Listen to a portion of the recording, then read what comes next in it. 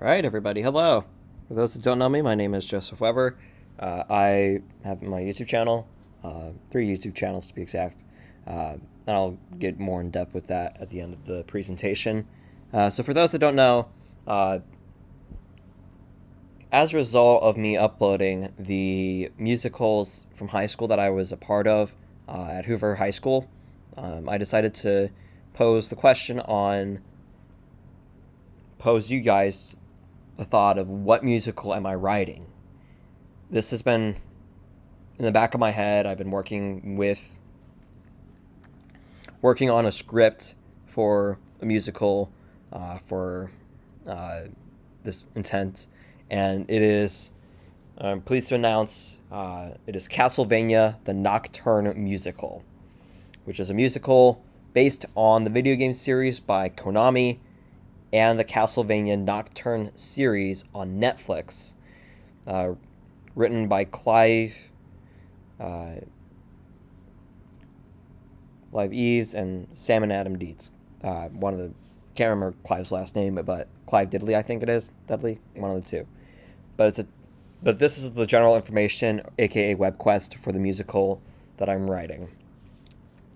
So the premise, it's based on the Castlevania Nocturne series on Netflix, which debuted last year, 2023, in September, and three video games from the Castlevania franchise, which are Castlevania Rondo of Blood, Dracula X, 1993, Dracula X Chronicles, which is the same but revamped, which released in 2007 for PlayStation Portable, Castlevania Symphony of the Night, released in 1997, and Castlevania 64 for the Nintendo 64 back in 1999. The setting, its prologue is like the beginning. Prologue set in Boston, Massachusetts, in March 1783. It's the scene that's part of it is a 10-year-old Richter Belmont witnesses his mother, Julia, be killed at the hands of a Moravian vampire named Tobias, who survived the Moravian Massacre. If you don't know what the Moravian Massacre is, it was one of the massacres that occurred during the era of the American Revolution. I will leave a link to one of the videos to the video by Extra History on the Moravian Massacre. Please give them the love and show them the love and respect. It does talk about violence, of course, but just keep that in mind. And then the rest of the show, Paris, obviously in France, from 1792 to 1793. We're talking about the French Revolution, in which Richter returns to France and rises in the state of the country's revolution. Now we get on to the characters. For this, I talk about the family ties, a little bit of statistics about them, whatnot. And yeah. So Richter Belmont, born 1773 in Boston, Massachusetts. His family ties include Julia Belmont, which is his mother, Juste Belmont, his grandfather, Laurenica Renard, her former adoptive mother, Maria Renard, his adoptive sister, and Annette Bosco, which is his lover. Richter is, quote unquote, the last member of the Belmont clan, heir to the vampire killer whip, and is the main protagonist in this musical. Next up is Juste Belmont. He lived around 1740 until his death in 1792. I'm leaning towards either the end of 1792, beginning of or March 1793. Place of death is in France. That's what POD is short for. The family ties, of course, is Julia Belmont, which was his daughter, and Richter, his grandson. He was a former wielder of the vampire killer whip and a master of the Belnada's magic. For those that don't know, if you don't follow Castlevania lore or know much about the lineage of the Belmonts, Trevor Belmont, who was the first person to defeat Count Dracula, he married a woman named Sypha Belnades, who was a magician. In this iteration, in the Netflix's series, Sypha Belnades and her family were a group of speakers or magicians who fought against the side of evil.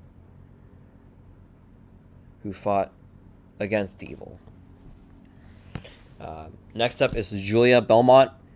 She died March 1783 in Boston, Massachusetts. Her family ties include Richter Belmont, her son, Juste Belmont, her father, and Victor Belmont, who was her spouse, who died in 1782. In the prologue, Tobias is trying to taunt her at the end, like saying, if your husband, Victor, was it? In the Netflix series, there's no clear spouse or partner for Julia, for Richter's father. So the name Victor Belmont is considered creative liberty, and if there's any objections from Konami, I gladly accept it. She was a wielder of the vampire killer whip until her death at the hands of Tobias. Next up is Maria Renard. Her ties are Laurenica Renard, her former mother, Claude, her father, and Richter Belmont, her adopted brother. And she's a 16-year-old speaker magician. Next up we have is Azariah. He's a knight of the Order of St. George, once led by the abbot Bishop Claude. And he is based on Mizrak in Castlevania Nocturne. And he has a name reference to Azariah, or Abednego, from the classic biblical story of Shadrach, Meshach, and Abednego, which, when looking in the Bible, it is Daniel chapter 3, verses 1 through 30. And right here, you could see this is the inspiration for Azariah, and then this is who St. George was. He was a knight who fought against a dragon. Next up is Annette Bosco. Her family ties include Dominic Bosco, which is her father, and Richter Belmont, her lover. She is the mayor's daughter who fights and falls in love with Richter. Next up we have is Alucard. Born Adrian Fahrenheit Tepesh around the year 1456 in Romania. And his family ties include the Belmont clan, so every single Belmont listed or mentioned in this presentation, he's like the guardian of the Belmont estate. Next up is Charlotte Corday, aka Lilith. She serves as the main antagonist. So for Lilith, she was born during the creation of the world. Charlotte Corday, of course, was born July 27th, 1768, and both of them die March 31st, 1793. And I know that my historian fans out there will put in the comments that's not her actual death. And I said, I know. This is just something different.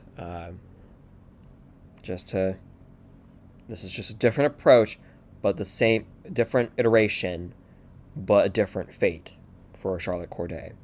Her family ties include Adam, the first man, which was her first lover, and then Azuela Zarvin, her servant until her death in 1792, and then Laurenica Renard, which was her servant until March 31st, 1793.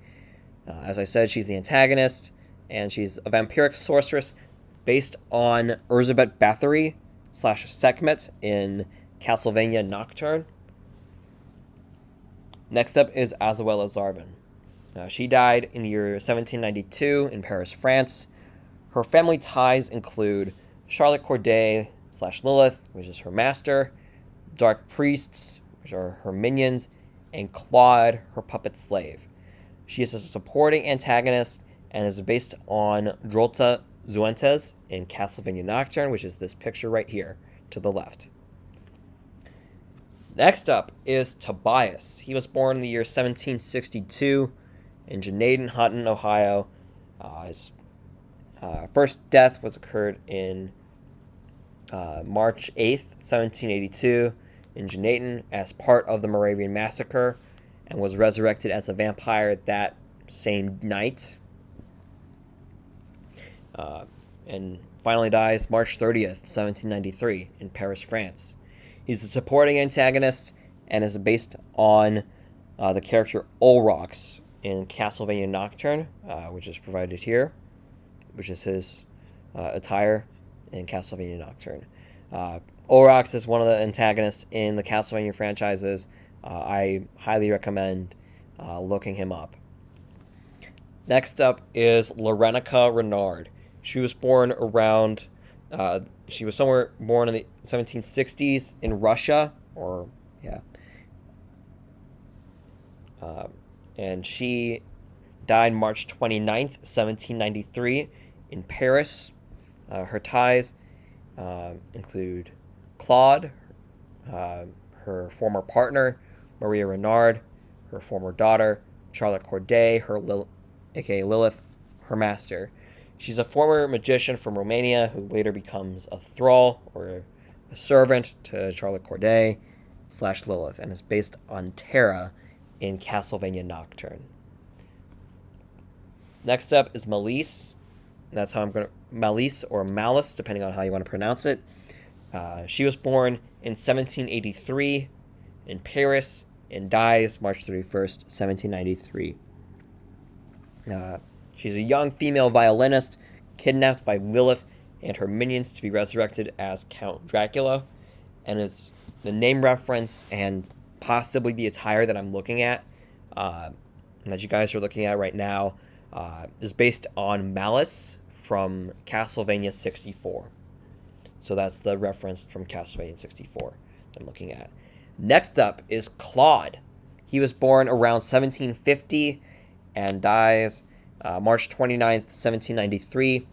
Either, and I know his place of death depends, it's still up in the air, so it's either going to be the River Seine or Hunchback over Notre Dame Cathedral. His family ties include Lorenica Renard, which was his former partner, Maria Renard, her former father, as well as Zarvin, master until her death, and then Charlotte Corday, his master until his death. He's a supporting antagonist and is the abbot bishop of Paris and a descendant of the Forge Master Hector, who is the third gentleman here on the photo here. He is based on Abbot Emmanuel from Castlevania Nocturne, middle photo here. And then his name reference is to Claude Frollo from Victor Hugo's The Hunchback of Notre Dame. Next up is the Dark Priests. They are the minions to Azuela Zarvin at first, and then later to Claude and Lilith. Their attire is loosely based on the concept art for the Dark Priest Shaft in Castlevania Dracula X and Symphony of the Night. Shaft, for those that don't know Castlevania lore, he is the Dark Priest who abducted women in Dracula X to find a bride for Dracula, and in Symphony of the Night, he is the one that placed a spell on Richter, controlling him to be the Lord of Dracula's castle. After Richter's fight in 1792. Next up is Dominic Bosco. Born 1759 and died 1792 at the Notre Dame Cathedral in Paris. Family Ties, Annette, which is his daughter. So yeah, and then he's the mayor of Paris. Next up we have is the ensemble, French civilians. We have a bartender, vampires, revolutionaries, and then Knights of the Order of St. George. One of the things that I will answer is that the question, why did I choose St. George as like the saint of the order? St. George is known as a chivalrous person, obviously to the legendary tale of St. George and the Dragon. Yeah. And then finally the music from both Castlevania's games and outside sources. So from Rondo of Blood, Dracula X, and Dracula X Chronicles, we have Divine Bloodlines, and which will be used in the Overture and Curtain Call, and then Dance of Illusions Reprise, which will be from Dracula X Chronicles. Next up we have is from Symphony of the Night. We have three songs, or numbers, three songs. Three pieces of music. Dance of Illusions, which is the first half of the prologue after the overture. We have Symphony of the Night, and then Dracula's Castle, which is part of the mashed up number, The Castle of Iron Blue Intention, and it'll be part of the Curtain Call. Next up we have is from Castlevania 64. The music is Opposing Bloodlines, which is the second half of the prologue. And then from other Castlevania games, we have Bloody Tears, which is originally from Castlevania 2, Simon's Quest, and Iron Blue Intention from Castlevania Bloodlines. So that's the other portion of the Castle of Iron Blue Intention. And then we have inspirations from outside sources. They include Javert's Soliloquy from Les Miserables, Finale Ultimo from The Little Mermaid, Trial by Pilots from Jesus Christ Superstar, and The Hunt for Esmeralda from The Hunchback of Notre Dame.